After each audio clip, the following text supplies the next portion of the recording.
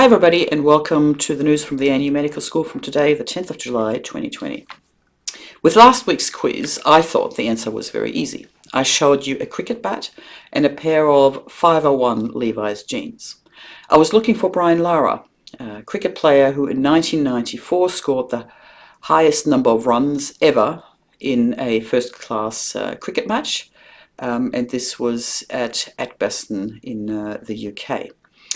I didn't get any correct answers, but Jerry Corrigan, Associate Professor in Phase 1, gave me a very interesting answer. He thought the answer was Dr. Ram Bandari, who is someone who repairs bats for important cricket players such as Tendulkar, Ganguly, Kohli and so on, and he seems to be wearing old jeans at work. Jerry, as you gave me this very interesting, although not correct answer, I will still give you the prize for this week's quiz.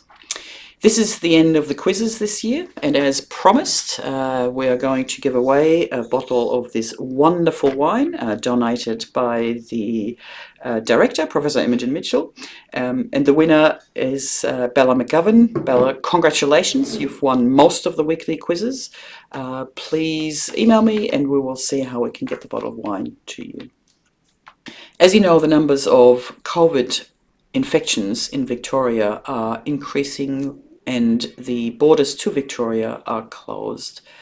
I've tried to keep you updated as much as I could on the ever-changing rules around travel from Victoria, but here is a summary again of where we are at the moment. Anybody who had arrived from Melbourne from the 6th of the 7th or from the rest of Victoria since the 8th of the 7th must quarantine themselves for 14 days. Anybody who came before those days cannot enter any health facility, so students cannot participate in clinical placement or in any teaching on Canberra Hospital or Calvary campus.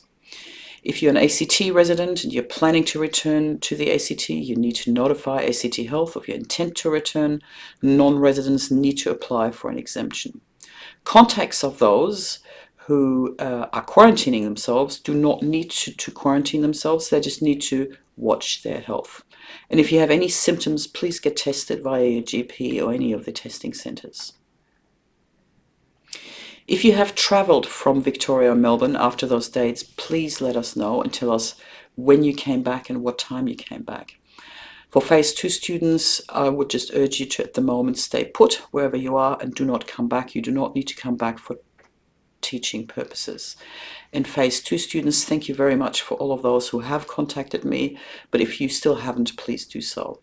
Please also let us know if you're a student and if you were planning to stay at the ANU residences. We need to know this because we need to inform the residences of your return. The residences do not have the option to quarantine you there, so they will discuss alternative arrangements with you. If you need financial support, please contact PASA and they'll be able to help you. We have now also made the Calvary ANU facilities available for students through a booking system. There is a lot of information in the email that got sent out a few days ago. But just like Canberra Hospital, Calvary rooms can now be booked via a spreadsheet. Students can also access the lockers at Calvary and of course at Canberra Hospital and the student rooms, but please maintain your physical distancing. The number of students per room is clearly outlined on each room, and please do not linger in hallways or in the common rooms too long. I'd also like to just update you on what's happening here in Building 4 on Canberra Hospital campus. If you've been here, you would have heard some noises from downstairs from the library. As you know, the Spire building is due to be built next year, and in order for that to happen, amongst others, Building 5 will have to be relocated to newly built Building 8 here on Canberra Hospital campus. The clinical skills rooms in Building 5 will be in that newly built Building 8, but what we have also negotiated with the library, and thank you again to the library leadership for making that happen, is to have the back of the library redesigned so that we'll have our own clinical skills rooms there, and that keeps students and staff all within Building 4. So these renovations are all ongoing. They will probably take us until early next year when those clinical skills rooms will be available for us before Building 5 will be destroyed. In the media this week, we had Dr. Sutasa Narman in the conversation with 2 papers there, and Professor Nasi Teo was on ABC National Radio's Health Report. So if you're interested in full academic promotion, the promotion rounds have opened. Please discuss this with your supervisor and then inform me with your CV and your paperwork by the 1st of August this year. The applications close on the 14th, and we will need to discuss your plans with you, and I need to write a letter for you. There's more information on the ANU website. Now, this is for full title promotion. For any honorary clinical promotion, we do this through the ANU Medical School. Please see the ANU Medical School website for that. And from that last honorary promotion round, here's some news. So Dr. Christopher Roberts, who's an orthopedic surgeon, was promoted to clinical associate professor. We've got new titles to Dr. Angus Finlay, Sam Wells, and Dr. Marianne Turner as associate lecturers of the medical school. Dr. Hilda Cliven, Rajay Rampasad, and Timothy Squire are clinical lecturers, and congratulations to Dr. Stuart Skembry, who is a clinical associate professor. The information on promotion and when we'll have our next meeting is on our website, as I said, and please follow the guidelines, and we'll hope that we can either extend your title, get you promoted, or give you title if you don't have one at the moment.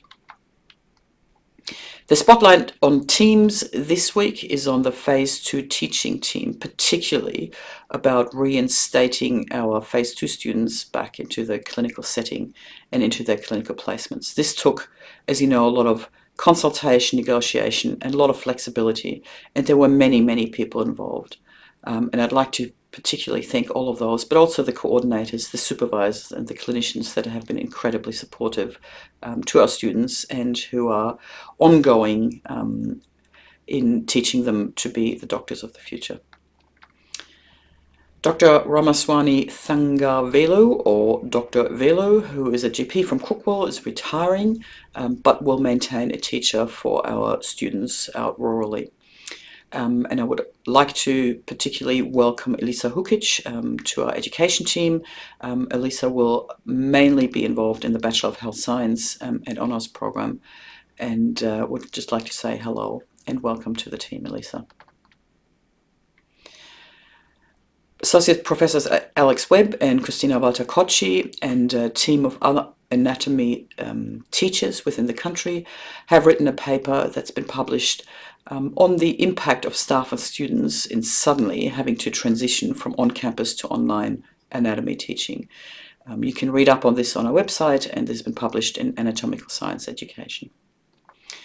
And for those of you who are still looking for a bit of advice on how to address a crisis, whether it's COVID or it's any other, there is a bit more help available here. Dr. Russ Harris has published a set of practical steps for responding effectively to the corona crisis, but you can use this for any other events in your life really as well, using the principles of acceptance and commitment therapy. And that's available on his website, and through the email next week we'll send out a link to that particular helpful element. On the 27th of October, there will be a key thinkers forum around precision medicine and the benefits for Aboriginal and Torres Strait Islander peoples. This will be available from 8:30 in the morning, and you need to register for that. We've also been informed that the Dean of the College, Professor Russell Gruen, will be holding a town hall meeting for the whole medical school probably in the next fortnight or so, and I will inform you of the dates and how you can log into that. And that was all the news for this week. Remember to keep your physical distancing, stay socially connected, look after yourself and each other. Have a great weekend, and I'll see you next week. Bye-bye.